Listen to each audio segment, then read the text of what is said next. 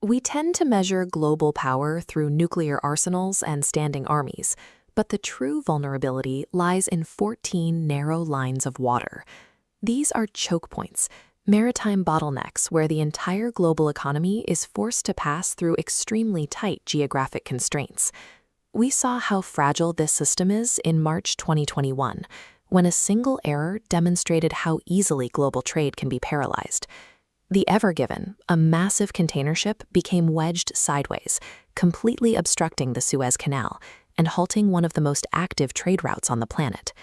That blockage lasted only 6 days, yet the resulting disruption cost the global economy an estimated $54 billion.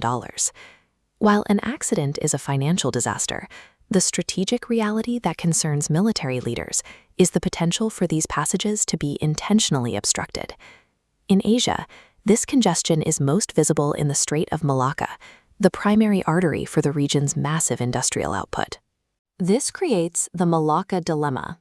25% of global sea trade and most of China's energy imports navigate this narrow passage.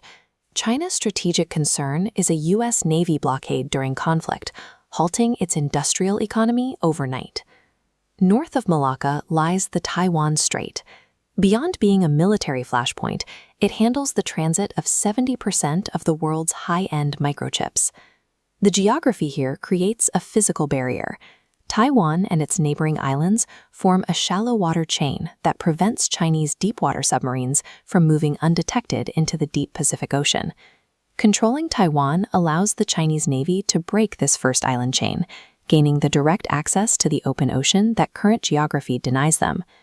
In Turkey, the Bosphorus and Dardanelles Straits are the only passages connecting the Black Sea to the Mediterranean and the wider world. Since its northern ports are frequently blocked by ice, its fleets are largely dependent on Turkey allowing passage through these specific waters.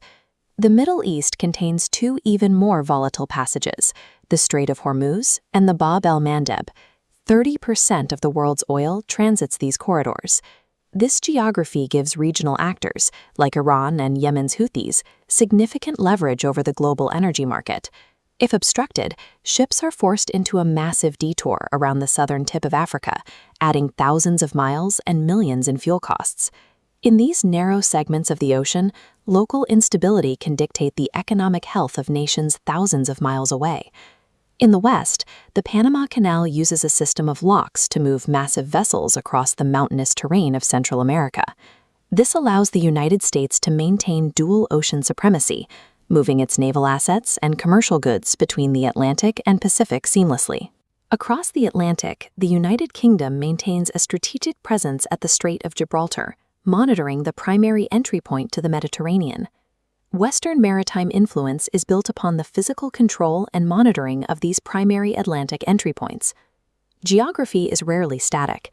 Today, climate change is actively altering these routes, with low water levels in Panama already restricting the number of ships that can pass. As existing routes face new challenges, a new passage is becoming viable, the Bering Strait. Receding Arctic ice is transforming this region into a high-speed shortcut that could connect Asian markets to Europe and North America much faster than traditional routes. The United States and Russia are already increasing their military presence in the Arctic to secure influence over this emerging corridor. This map shows the 14 maritime passages that dictate the movement of the global economy. Of these 14 critical points, the United States currently maintains a direct or indirect military presence at 10 of them. Ultimately, global influence isn't measured by the land an empire occupies, but by its ability to manage the world's most critical maritime passages.